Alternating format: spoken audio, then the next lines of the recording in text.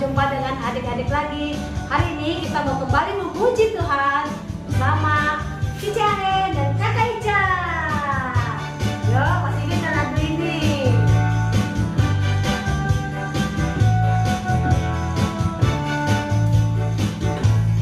Kasihnya seperti sungai, kasihnya seperti sungai, kasihnya seperti sungai di hatiku, mengalir di waktu panas, mengalir di waktu hujan. Kasihnya seperti sungai di hatiku. Mari Kakak Ica lagi. Kasihnya seperti sungai, kasihnya seperti sungai, kasihnya seperti sungai di hatiku, mengalir di waktu panas, mengalir di waktu hujan. Kasihnya seperti sungai di hatiku, mengalir di waktu panas, mengalir di waktu hujan. Kasihnya seperti sungai di hatiku, kasihnya seperti sungai di hatiku. Kasih siapa? Kasih Tuhan Yesus. Kasihnya seperti sungai di hatiku. Oh. Nah adik-adik, kalau bulan Desember rasanya kita mau Natal terus ya tiap minggu ya. Ya nggak apa-apa, ada kuncinya ya.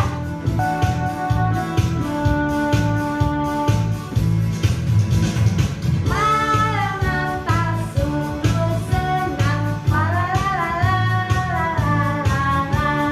Mari kita bergembira, la-la-la-la-la-la-la. Musik indah, nyanyian merdu, la-la-la-la-la-la.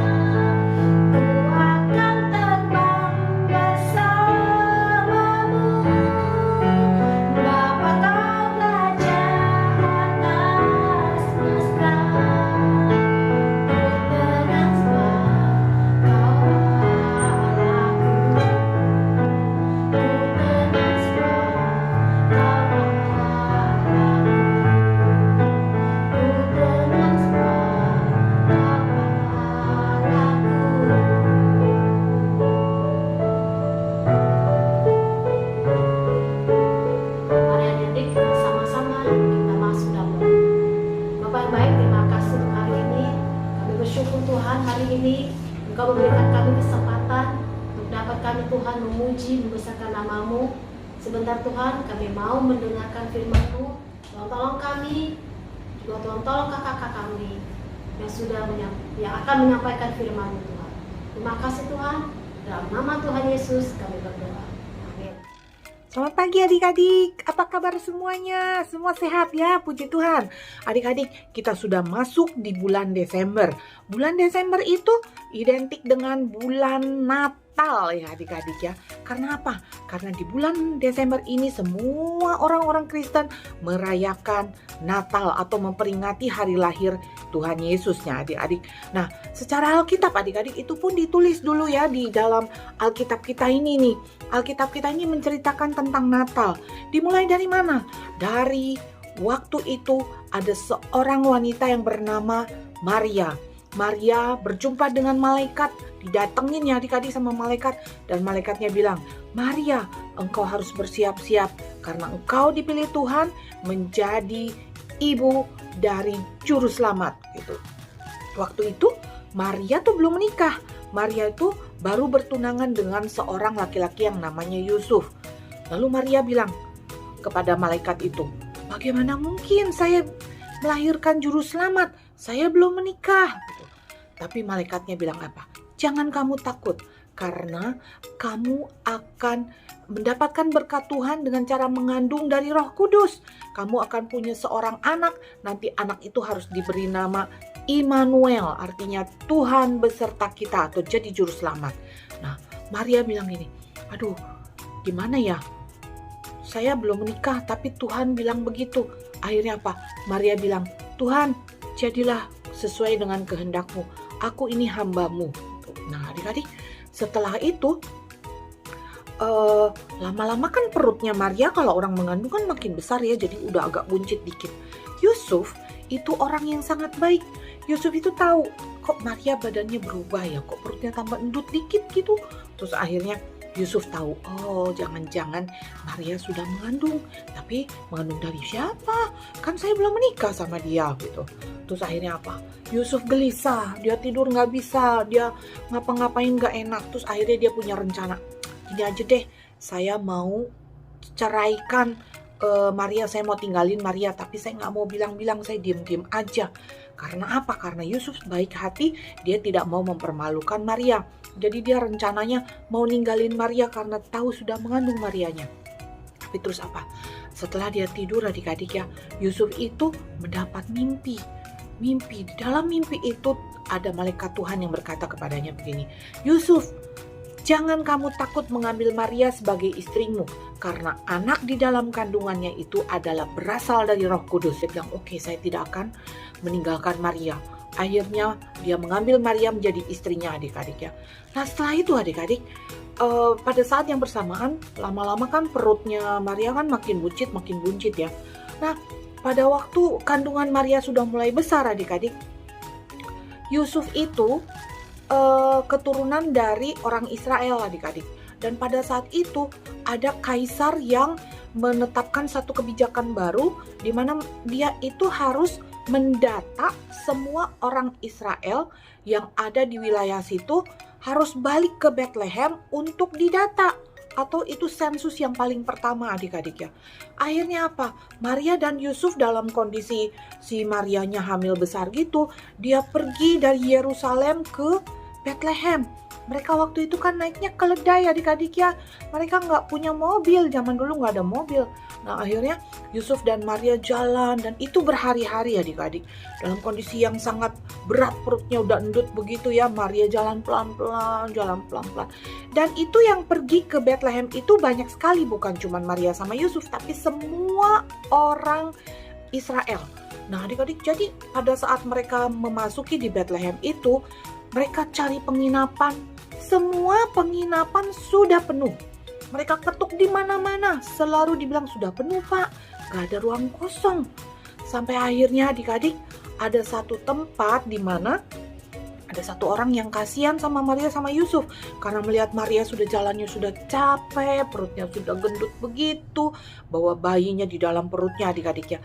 Akhirnya ada satu penginapan yang punyanya baik hati, dia punya satu tempat tapi deket kandang binatang. Terus dia bilang sama Yusuf, kamu mau nggak untuk menginap malam ini aja? Kamu boboknya di situ. Nanti saya bersihin, nanti saya kasih ini aja alas sedikit supaya kalian bisa istirahat di situ, bisa tidur. Karena hari sudah malam sekali adik-adik ya, dan mereka tidak punya tempat untuk menginap. Akhirnya Maria dan Yusuf setuju mereka itu nginep di situ. Nah adik-adik, pada saat Maria dan Yusuf itu di sana, itu sudah waktunya Maria itu untuk melahirkan. Bersamaan dengan itu, di padang gurun itu ada gembala-gembala yang sedang menunggui kambing-kambingnya ya, sedang menggembalakan kambing-kambingnya, domba-dombanya ya adik-adik ya.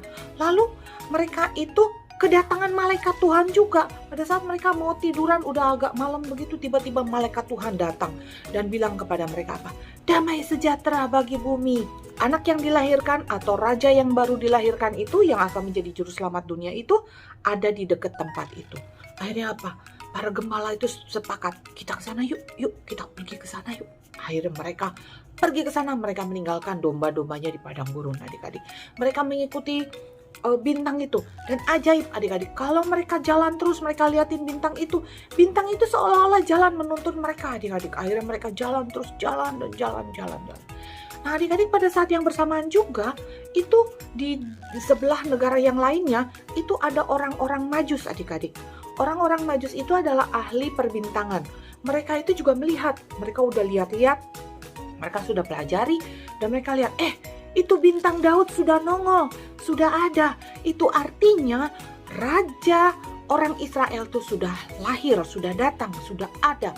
Ayo kita ke sana. Akhirnya orang Majus itu bersiap-siap, mereka bawa persembahannya. Ada macam-macam pemberiannya adik-adiknya, ada emas, ada kemenyan, ada mur. Zaman dulu orang-orang sana itu kalau mempersembahkan sesuatu pakai itu ya adik-adiknya. Ada, kalau orang Majus ini mungkin kekayaannya itu emas, kemenyan, dan mur. Akhirnya mereka itu bawa ke sana adik-adik. Mereka juga berjalan, sampailah mereka ke satu tempat di mana Raja Herodes itu memimpin negara itu adik-adik ya. Terus karena dia nggak tahu kan, menurut dari nubuatan yang dipelajari sama si orang Majus ini mengatakan bahwa dia akan ada di Yerusalem, di kota Bethlehem. Nah adik-adik, mereka nggak tahu tempatnya di mana kan. Mereka ngikutin bintang itu juga, tapi mereka kan nggak ketemu sama malaikat, jadi mereka nggak tahu tempatnya ada di mana. Jadi pada saat mereka masuk ke daerah Yerusalem itu, mereka mampir di kerajaan Herodes. Mereka pikir kan kalau lahir raja artinya kan di istana ya gitu. Akhirnya mereka datang ke sana. Mereka melewati penjaga-penjaga, terus mereka bilang apa? Saya mau bertemu dengan raja, karena diberitakan bahwa di Yerusalem itu lahir seorang raja baru. Kami mau datang untuk menyembah dia gitu. Terus akhirnya apa? Dari penjaga-penjaga akhirnya diantar ke Raja Herodes. Raja Herodes sama para pegawainya bingung. Kok ada orang bilang ada raja mau lahir lagi?